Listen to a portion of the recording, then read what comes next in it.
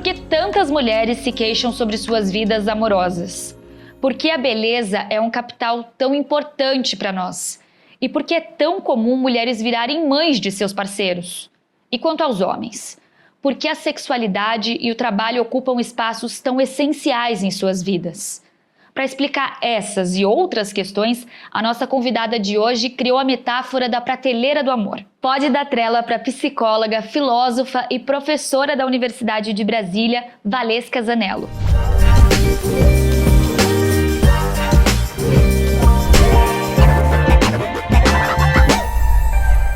Valesca, muito bem-vinda ao nosso podcast. A gente estava conversando aqui um pouquinho antes e eu disse para a Valesca que a gente só lançaria o podcast quando ela viesse para cá, porque ela é muito especial, muito importante. O seu estudo, ele vai perpetuar para sempre na nossa memória e para quem leu seus livros. Obrigada, viu, Valesca?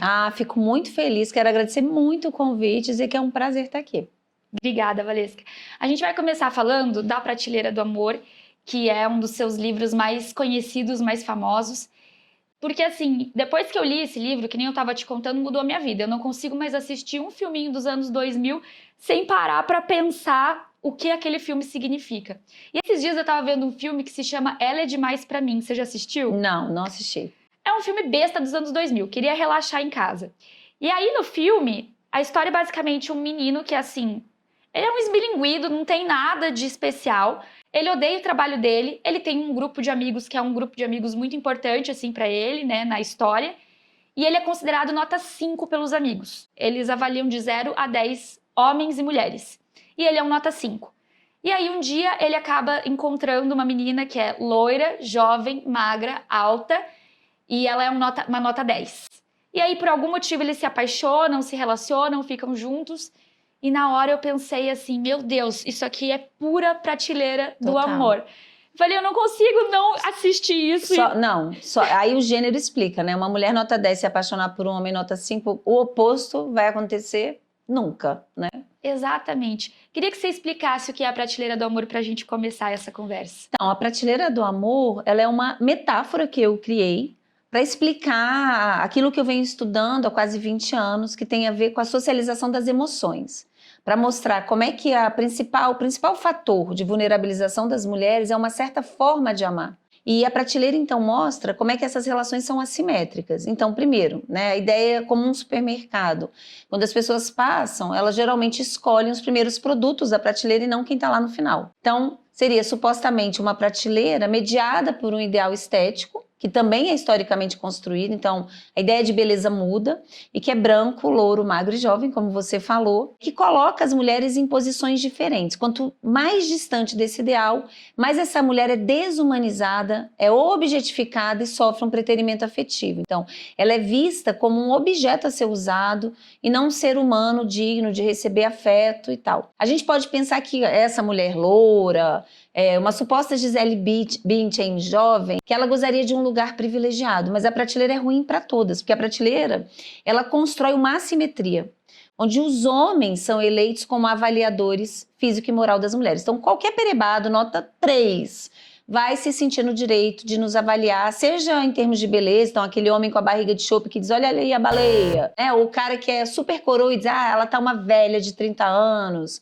quanto moralmente. Então aquele cara que já comeu todo mundo e que vai dizer, não vou ficar com a fulana porque ela já deu pra não sei quem, não sei quem. Então isso é muito importante, porque a chancela de sucesso na prateleira é o ser escolhida. Isso quer dizer que por mais que você seja brilhante, você pode ser a presidenta da república, você pode ser desembargadora, você pode ser uma atriz famosa, mas o que vão perguntar, mas ela é solteira? Subentende-se, deve ter algum problema para estar encalhada na prateleira para não ter sido escolhida, ou seja, a gente não tem um protagonismo. E a gente sabe que as mulheres solteiras têm uma saúde mental, em países sexistas como o Brasil, melhor do que as casadas. Casamento, aparentemente uma chancela de sucesso para as mulheres, é um fator de risco para a saúde mental. E é um fator de proteção para os homens, independentemente da qualidade da relação. Só é um fator de proteção para as mulheres quando é mais simétrico, o que num país como o Brasil é muito raro. Então, a prateleira, a gente consegue visualizar como é que funciona essa lógica. Ou seja, quem avalia as mulheres são os homens, mas quem avalia os homens não são as mulheres, são os próprios homens na casa dos homens. Então, é totalmente diferente. Enquanto as mulheres são amor-centradas, a gente investe quase toda a nossa energia na relação, os homens podem investir nos projetos deles, porque eles se nutrem desse dispositivo amoroso, dessa lógica emocional. Perfeito. E aí você fala também de um termo que se chama tecnologias de gênero, ou seja, são recursos pedagógicos, muitas vezes culturais, né, como músicas, livros, filmes, que acabam ensinando a gente desde crianças a como se enxergar quanto mulher, a como performar como mulher e a entrar dentro desses dispositivos amorosos de cabeça para o resto da vida. Sim, então, a ideia de tecnologia de gênero, esse é um conceito que foi desenvolvido por uma semioticista chamada Teresa de Lauretis. Então, a ideia de que existem produtos culturais que não apenas são um reflexo, retratam essas diferenças de gênero historicamente construídas, não é uma essência, mas tem um caráter ativo de incitar e de produzir, não só comportamentos, mas sobretudo, que é o que eu venho estudando, é meu próximo livro, o tema do próximo livro, as emoções. Então, as emoções não são universais e históricas, a gente aprende a sentir de uma certa forma. Essas tecnologias são pedagogias afetivas e comportamentais. Então, desenhos, músicas, você deu um exemplo de filme, quase todas as comédias românticas, cujo público principal são as mulheres, as novelas, os brinquedos. A gente é bombardeado, vamos colocar assim, por mensagens, por essas pedagogias afetivas. E a gente aprende lugares diferentes nessa sociedade. Quanto maior o sexismo, mais o sexo como categoria sexual, categoria social, nos coloca em lugares sociais diferentes e faz diferença nessas aprendizagens. Ou seja, a gente aprende de forma muito diferente no tornar-se homem, tornar-se mulher, a sentir de forma distinta. Essas tecnologias de gênero, esse conceito da prateleira do amor, existe só para o Brasil, para países ocidentais, ou a gente pode enxergar como algo universal? Os dispositivos, tal como eu proponho como categoria analítica de gênero, então dispositivo amoroso e materno para as mulheres e dispositivo de eficácia para os homens, tem a ver com o Ocidente. Então, diz respeito ao Ocidente e todos os países que foram ocidentalizados. Ou seja, quase todos os países que a gente conhece, né? Eu acho que quanto menos a ocidentalização, menos o impacto desses dispositivos. Porém, na globalização e com as tecnologias, cada vez fica mais difícil barrar, vamos colocar assim, a entrada dessa lógica que a gente está falando aqui. Só que a gente também tem que pensar que quando esses dispositivos chegam, através dessas tecnologias de gênero, em culturas diferentes, é como um bolo. Você vai ter fatores em comum, mas você vai encontrar fatores específicos. Então, por exemplo, quando chega na Rússia, né, lá eu criei um grupo com alunos de mestrado e doutorado, lá no Canadá, que eram assim, iranianas, canadenses, chinesas, foi muito legal, ucranianas, russas, haitianas. E a gente viu como esses dispositivos acabavam adquirindo uma configuração com algumas especificidades. Então, tanto o dispositivo amoroso e materno chegavam lá, mas tinha uma configuração com algumas especificidades. Mesmo no Brasil, se você for para a região norte, quem vai estar no pior lugar da prateleira talvez não sejam as mulheres negras, como é grande parte do território brasileiro, mas as mulheres indígenas. Então, assim, estudar essa especificidade para pensar, por exemplo, em programas, né, de políticas públicas para a educação, é importante. Não dá para a gente tratar como algo homogêneo, porque não é uma coisa natural. Se é cultural, é histórica e a gente precisa entender o local. Interessante. Nossa, eu não imaginava que você teria um grupo com pessoas de outros países também, mulheres de outros países, e que elas também assistissem essa prateleira do amor de uma forma diferente para elas, né? Que loucura. Mas você sabe o que foi mais interessante? Que quando eu cheguei no Canadá e quando a gente começou o grupo, a ideia, não, mas gênero não importa. Assim, elas não tinham um letramento, né? Não era um fator muito estudado nesse laboratório. Eu até me admirei, porque eu achei que eu ia encontrar mais pessoas fazendo o que eu tenho feito aqui lá no Canadá. Que é um país que está muito mais avançado em termos de lutas das mulheres, de políticas públicas para mulheres, em direitos adquiridos para as mulheres. E aí, quando a gente leu a tradução do meu livro para o inglês, que eu estou trabalhando nela. E aí foi muito interessante porque elas começaram, nossa, assim, eu não tinha percebido, que é o que eu também recebo de feedback de muitas mulheres brasileiras, assim, nossa, eu sentia, mas eu não entendia. Eu não tinha noção que era isso, né? Eu não tinha noção que era uma coisa estrutural e não ligada só à minha biografia. E foi muito legal, foi um grupo assim que realmente investiu nas nossas reuniões, foi muito bacana. E deu para ver isso, onde há ocidentalização, esse desenvolvimento desses dispositivos. Isso veio com a colonização e o imperialismo. Você acha que por elas estarem num meio em que a igualdade de gênero é um pouco mais acessível do que aqui no Brasil, isso fez com que elas não estudassem tão profundamente as questões da desigualdade? Eu acho que tem um encantamento, a maioria era estrangeira, então era imigrante. Mas eu acho que tem um encantamento, por exemplo, com o Canadá. Eu sempre brinco, mas é uma brincadeira séria, que tudo é relativo. Então, assim, a gente sai do Brasil, que é um país podre, extremamente sexista. A gente, assim, quem duvida, veja aí os índices que a gente tem de feminicídio, de estupro, de violência doméstica. É terrível, né? Aí você sai para um país como o Canadá, ausência paterna, você chega no Canadá, você vê vários homens com carrinho de bebê, você vê várias coisas e fala, nossa... Então veja, você se encanta, porque o nosso parâmetro é muito baixo, né? Muito baixo. Sim. A gente é acostumada com migalha. Mas quando você começa a escarafunchar, você vê que muitas diferenças e desigualdades persistem. Então agora, né, tem uma ex-aluna minha de mestrado que está lá no Canadá, com esse meu colega, o professor Andrew Ryder, que me recebeu lá, e eu estou orientando ela. Então a gente está pesquisando as masculinidades e feminilidades comparando Brasil e Canadá. Então, a Mariana Borges, agora a gente está analisando alguns dados. É interessante por quê? Porque eu acho que desfaz essa crença de que está superado. Não está superado. Agora, não dá para comparar. O Canadá foi uma das melhores experiências que eu tive como mulher. Eu viajo muito sozinha, adoro viajar. Então, eu cheguei numa fase da minha vida que foi sobretudo quando eu fui para o continente africano, eu queria fazer safari, né? Eu sempre tive alma de cientista, gostava de bicho. E aí, cheguei numa fase da minha vida que eu pensei, bom... os meus amigos que querem viajar sempre querem ir para os mesmos lugares, então Paris, Nova York, e os amigos que querem ir comigo para os lugares estranhos que eu quero ir, não tem dinheiro. Falei, bom, vou ter que viajar sozinho, senão minha vida vai passar, não vou fazer o que eu quero. Então, assim, é interessante como é que a gente sofre certos sexismos nesses lugares. No Canadá, foi o único país que eu não me senti mulherificada. O que isso quer dizer? Que eu não era lembrado o tempo inteiro pelo tratamento que eu recebia que eu era mulher. O que é a mulherificação? Às vezes vem de uma maneira violenta, então assim, nossa, Thalita, você passa ali, o cara faz... Aí você sente aquele medo, aquele arrepio, aquela coisa horrorosa. Ou você entra aqui numa loja e aí vamos supor, eu sou um homem e digo, mulher bonita não paga.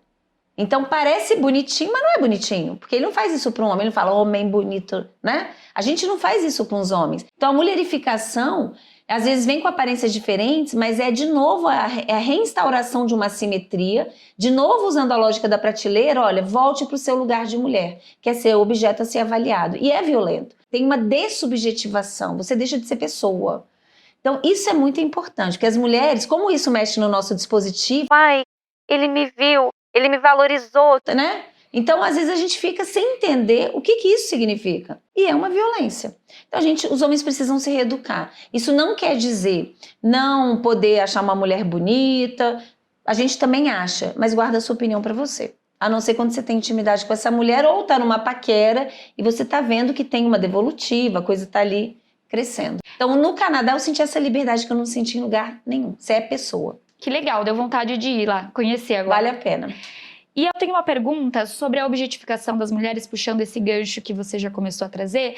Eu tenho a impressão que aqui no Brasil, quanto mais uma mulher tá distante das posições boas da prateleira do amor, mais ela é objetificada, mais ela se torna objeto. Por exemplo, mulheres gordas, mulheres negras, até mulheres mais velhas, né, as MILFs, que nem a gente vê por aí nos sites pornôs. Isso é verdade? Total, não. Eu sou MILF. Eu nem sabia o que era MILF quando eu comecei a pesquisa dos grupos de WhatsApp. É tão nojento, gente. Mas veja, a objetificação se dá para todas as mulheres. Então, aquela mulher loura, alta, né, corpão violão, ela vai ser objetificada. A diferença é que ela ainda tem chance de ser escolhida, porque ela é um troféu. Já que quem avalia são os homens, né, e quem avalia os próprios homens são os outros homens, ter acesso a uma mulher bem localizada é um distintivo de sucesso na virilidade sexual. Né? Então, olha como é que eu fui foda de pegar essa mulher.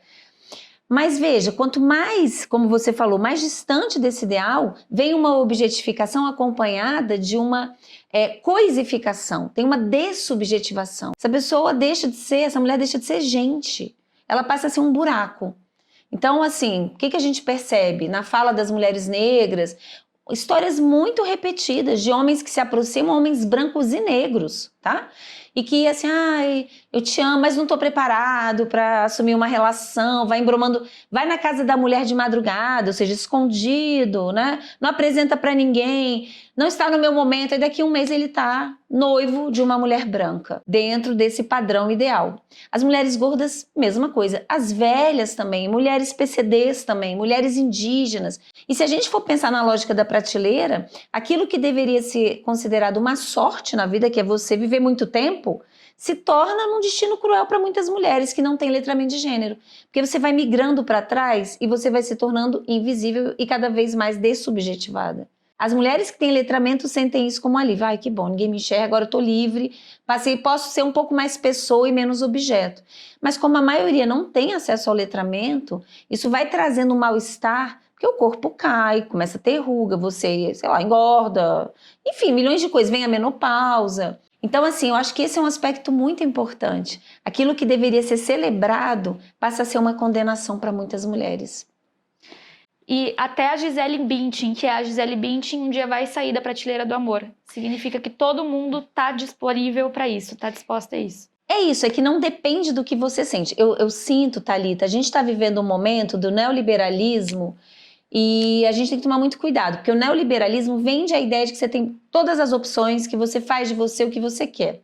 Vamos fazer um paralelo. Você liga lá o Netflix. Aí tem, isso é muito comum, não sei se você já passou por isso, você fala, vamos assistir um filme, você fala, nossa, tem esse. Aí você fica uma hora escolhendo, você não viu filme nenhum, você vai dormir cansada de tanta escolha. Então, esse é um mito que a gente tem, porque a gente tem escolha de consumo, mas a gente não faz da gente o que a gente quer. O que as pesquisas mostram é que as emoções, elas precisam de 3 gerações para elas começarem a se transformar. Como é que eles sabem disso? Exatamente na imigração. Quando você vai para outro país, você não faz um match com o modo de sentir daquele lugar. Você sempre tem a sensação de ser um outsider, sabe como? Então, mesmo que você tenha letramento, claro que vai amenizar, e por favor, mulheres, façam isso, vale a pena, é libertador, mas sair totalmente não, porque não é só como você se sente, você também é colocada. Por mais que você não queira, você vai ser mulherificada, né? Alguém vai chegar e falar assim, nossa, Thalita, passa um batonzinho, vai te lembrar o tempo inteiro, né? Vai ler, por exemplo, se você não tá, sei lá, do jeito que se coloca como ideal esteticamente, nossa, como ela é desleixada, que falta de autoestima, vai atribuir características ainda emocionais e psicológicas. Então, assim, é uma estrutura.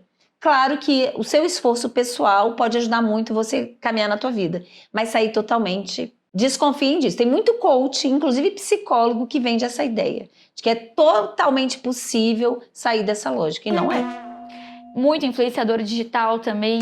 Nossa, gente, olha, vou te dizer uma coisa, é muito fácil explorar o dispositivo amoroso das mulheres, porque é algo que faz sofrer tanto. Eu nunca, né, eu já tenho 30 anos de formada, eu nunca atendi uma mulher que a queixa principal não fosse amorosa, mesmo que a demanda inicial não seja. Às vezes ela vem por uma queixa, sei lá, com a mãe, mas aí começa amor, amor, amor, amor, porque o amor é identitário pra gente como não é pros homens. Então, é muito complicado, dá trabalho ir desconstruindo isso, né?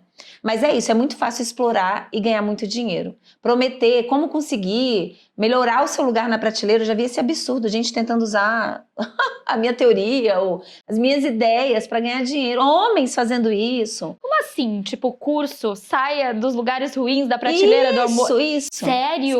Não ligar o cara, você ficou com o cara, não ficar atrás dele. Como é que você faz assim para manipular o cara, para você subir degraus nessa prateleira? Não, assim, é isso, entendeu? Quer dizer, não, vamos descolonizar esse lugar, né? Começando por você e não melhorar o seu lugar. Enquanto você estiver preocupada com esse lugar, lascou, né? Quando você diz descolonizar esse lugar, você realmente quer falar sobre a colonização?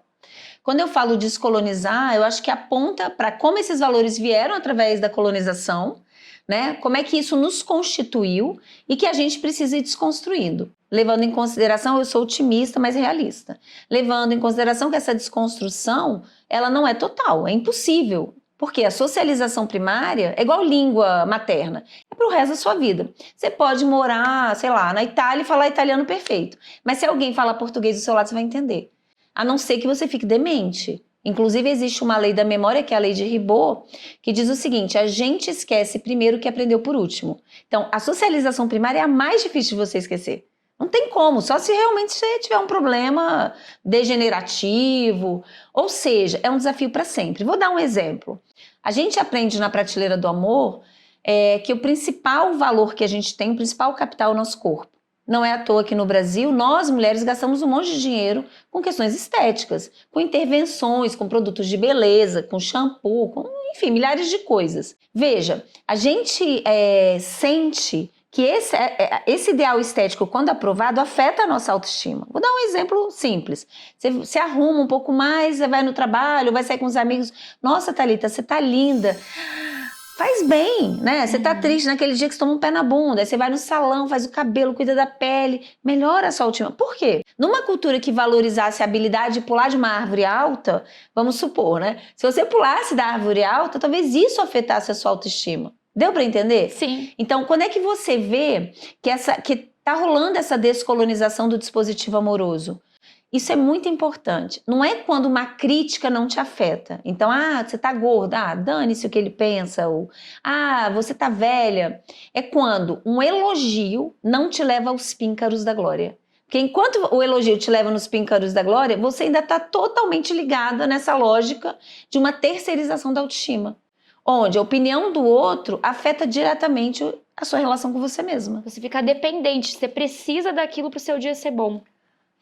E quando falta, você vai pro fundo do poço. Deu pra entender? Sim. Só que as pessoas veem muito claramente, quando se corta, quando se rompe essa lógica, na resistência ao xingamento, à desvalorização, sem perceber que ir aos píncaros da glória com elogio tá na mesma lógica. E é mais difícil. Falando sobre seu estudo sobre xingamentos, esse estudo me surpreendeu muito. Eu fiquei muito abismada de ver o quanto reflete socialmente as nossas queixas.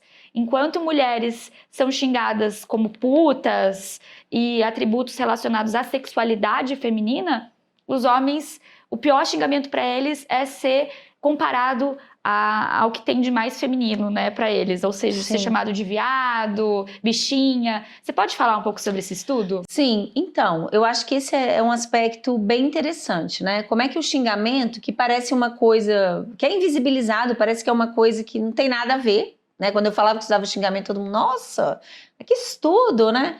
Mas como aponta para um certo mecanismo de controle social.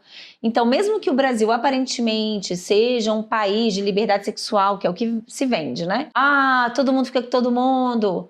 Isso mostra o quanto que os nossos valores são reacionários em relação ao comportamento sexual das mulheres. E isso em todas as gerações. Então, desde as gerações mais velhas, a gente vai ver o xingamento se transformando às gerações mais novas. E eu vi isso também nos grupos de WhatsApp masculinos, como os homens ainda classificam a mulher que é pra namorar, casar, que é séria, e aquela que é só pra ferrar, pra fuder, né? Pra comer.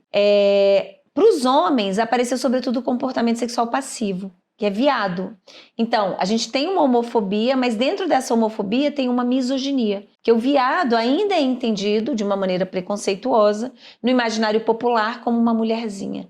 Então, a ideia de mulherzinha como xingamento já mostra o tamanho da misoginia, né? Tanto é que o homem, por exemplo, quando comete crimes sexuais, em geral as pessoas falam, bem feito, agora vai ser mulherzinha na cadeia. Isso mostra o quanto que é naturalizada a violência contra as mulheres. Só que a gente fez uma pesquisa recente, Thalita, essa ainda não está publicada, fazendo uma racialização dos xingamentos. A gente estudou, o João foi meu aluno de iniciação científica, a gente estudou o racismo gendrado ou o sexismo racializado. Ou seja, essa intersecção configurando opressões específicas. E foi muito interessante que alguns xingamentos se transformaram, que já tem mais de uma década essa primeira pesquisa. Apareceu, por exemplo, para homens, coisas políticas, esquerdomacho, até bolsominion, apareceu vários xingamentos ligados à política, machista. Meu Deus! Porém, Eles se ofendem muito. Se você chama de machista, acabou o mundo. é isso. É porque é verdade, né? Sim. É verdade. E aí, assim, mas o que eu achei mais interessante em relação aos homens negros é que apareceu uma especificidade. Pior xingamento não tem a ver com ser gay, com ser viado, mas principalmente ligado a ser criminoso. Ou seja, quando a sua vida está em xeque, numa sociedade que mata homens negros, o cu talvez perca a importância. Uau! Então, essa racialização do gênero ou também o gendramento da raça é algo fundamental, porque no Brasil a gente tem duas forças estruturantes que são profundamente violentas, inscritas no processo histórico, portanto podem ser transformadas, que é o racismo e o sexismo. Eu considero, quando eu falo de estrutura, eu considero porque são elementos, fatores fundamentais para o funcionamento do próprio sistema. Então, por exemplo, o sexismo, invisibilização do cuidar das mulheres. Se as mulheres pararem de cuidar, o sistema quebra. Se a gente também para de explorar, né, o sistema econômico, a mão de obra, sobretudo a população negra, que ganha pouco, que vive em condições precárias, o sistema também quebra. Então, economicamente falando, historicamente, é estrutural. Ou seja, precisamos sempre pensar, quando a gente fala de subjetividade, saúde mental, pelo menos com essas duas interseccionalidades.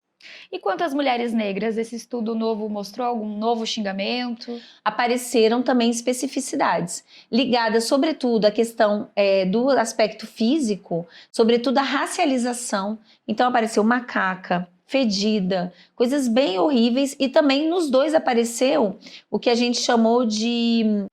esqueci o nome da categoria, mas eu acho que é escravismo. Ou seja, tipo, você é uma doméstica, você é uma mucama, tudo aquilo que rememora uma relação pela questão fenotípica mesmo dessa pessoa com a escravização. Ou seja, profundamente racista, né? Muito triste. Muito triste, muito triste. Mas apareceu o comportamento sexual para as mulheres negras também. Então, esse é um aspecto importante.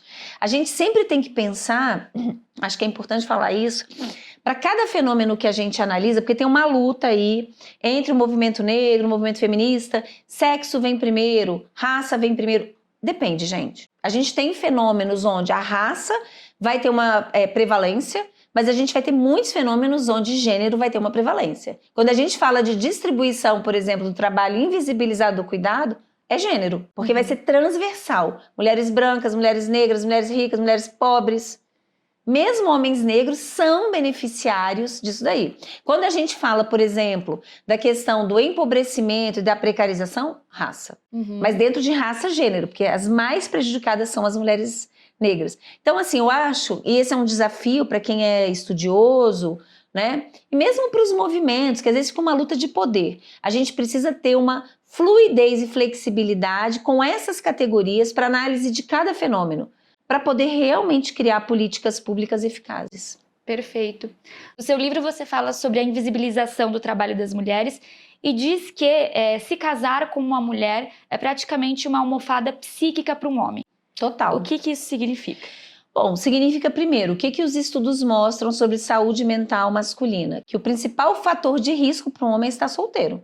Ser sozinho, viúvo, separado. Podem ver que geralmente quando o homem perde a esposa ou se separa logo, ele engaja numa relação com outra mulher. Total. Se a gente é amor-centrada pelo dispositivo amoroso e pelo dispositivo materno, né, a gente aprende a priorizar sempre o cuidar do outro, o atender a demanda, a necessidade e anseio do outro em detrimento do nosso. Veja, os homens podem cuidar do projeto e da vida deles porque tem alguém cuidando deles, por eles e para eles. Por que a gente tem tantos homens que se destacam em tantas carreiras? Porque eles podem se dedicar à carreira, né? Porque as mulheres estão cuidando dos filhos, da casa. Tem uma autora, uma juíza, a Bárbara Ferrito, que ela trabalha com o conceito de pobreza de tempo. Então a dissertação dela foi sobre isso. É muito interessante, que mostra o seguinte: a mulher vai trabalhar. Quando ela sai dali, geralmente ela tem 1 milhão de coisas para fazer. Eu vou na padaria comprar... leite, pão porque acabou, ou faltou arroz, vou passar no supermercado, cheguei em casa, eu vou fazer um lanchinho pro fulaninho, vou pegar o fulano na creche, o filho, vou dar banho, tem que fazer o dever de casa. O homem, geralmente, ele sai e vai no happy hour, vai jogar futebol. Então, o que é a pobreza de tempo? É que existe uma expropriação do tempo das mulheres. Esse tempo ela poderia estar estudando para um outro concurso, e que vai impactar o resto da vida, tanto a ascensão profissional, quanto a própria aposentadoria. Porque já que ela não consegue ascender, já que o tempo dela é todo engolido por essa gestão emocional da família, da relação, do filho, né? E no final da vida ela ainda vai ganhar menos. É muito triste. Quer dizer, a gente precisa de políticas públicas que visibilizem essas desigualdades. Porque nós seremos, daqui a uns anos, um país de mulheres velhas. Homens morrem antes, a pirâmide etária do Brasil já está sendo invertida. E é isso, e temos as piores condições de aposentadoria, de tudo. Inclusive da nossa saúde, né? Eu menopausei há 4 anos, então assim, eu gasto com reposição hormonal uma fortuna. Agora parece que foi aprovado um projeto de lei, mas não está disponível ainda no SUS a reposição hormonal. Quer dizer, mulheres pobres não têm direito de ter qualidade de vida, mas homem com pinto mole consegue ser atendido no SUS. Então assim, não dá, né, gente? Não dá mesmo, isso é muito violento. Muito violento. E até os próprios empregos das mulheres estão sempre ligados ao cuidado, né? Na maioria das vezes. Enfermagem, professoras. E esses empregos também são menos remunerados. Total. Então, assim, tem 2 coisas. O que as pesquisas mostram é que toda vez que há uma feminilização de uma profissão, há uma precarização das condições de trabalho e do salário. Então, isso quer dizer, ser, por exemplo, professora, né? Eu sou professora. Ser preceptor era um status. Quando as mulheres passam a ser maioria, isso foi no século passado aqui no Brasil, porque a gente tinha um contingente populacional de pessoas analfabetas, a maioria da população, há uma apropriação e uma exploração, uma expropriação do dispositivo materno das mulheres. É muito importante dizer que o capitalismo produz emoções, explora essas emoções. Gênero é profundamente lucrativo, né? Então, assim, as mulheres consomem um monte de produtos de beleza, elas também, em aspas, aceitam, em aspas, receber menos, porque é uma vocação, é muito feio você cobrar um bom salário, você dizer, olha, eu amo o meu trabalho, mas não trabalho de graça. Isso afeta todas nós. Então, assim, essa expropriação, ela se dá tanto na vida particular, como eu falei, na gestão de casa, pelo marido, pela família. Quem cuida geralmente do pai que está doente somos nós. E quem cuida da gente? Outras mulheres. Os homens cuidam pouco e muito mal, porque os homens são egocentrados. Então eles nem percebem, é tipo, primeiro eu, segundo eu, terceiro eu, quem sabe 10º outro, né? É um desafio para eles aprenderem a cuidar. Mas essa expropriação se dá tanto no âmbito privado quanto no âmbito público, como você falou. Não é à toa que somos maioria em todas as profissões relacionadas ao cuidado. Então, psicologia, nutrição, limpeza, médicas de atenção primária, enfermagem, técnicas de enfermagem, por aí vai. Quer dizer, é visto como se fosse uma vocação. Então, isso também é um grande desafio para as mulheres, né? A gente aprender a cobrar pelo nosso trabalho. Porque até muito recentemente, as mulheres que cobravam pelo trabalho eram putas. Então tem uma ideia de que um homem que cobra pelo trabalho, ele se dá valor. Já uma mulher que cobra pelo trabalho, ela é uma ambiciosa. Nossa, que mulher egoísta, né? Gente, esse papo tá tão bom que a gente precisou dividir em 2 partes. Então segura um pouquinho que semana que vem tem mais. A gente vai postar a parte 2. Enquanto isso, curte, compartilha e comenta o que você achou. Um beijo e até a semana que vem.